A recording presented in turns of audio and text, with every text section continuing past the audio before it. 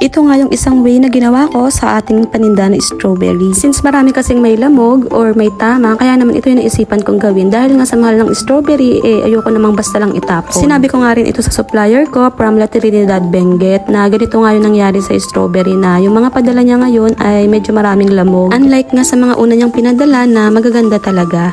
Humingi naman ng pasensya yung supplier ko dahil nga daw nung araw na namimita sa mga farmer ay umaambon daw sa kanila. At mabait naman si supplier dahil papalitan daw niya yung mga in-order ko na may mga tama. Ayoko talagang may nasasayang na pagkain kaya naman hanggat magagawa ng paraan ay ginagawan ko talaga. At saka meron din kaming milkshake na business kaya sabi ko ay gagawin ko na lang siyang strawberry jam para itapping sa aming strawberry milkshake. Nanood nga ako sa YT University kung paano nga gumawa ng strawberry jam at nilalagyan nga ito ng lemon pero wala nga akong lemon na naiuwi kaya naman itong orange na lamang.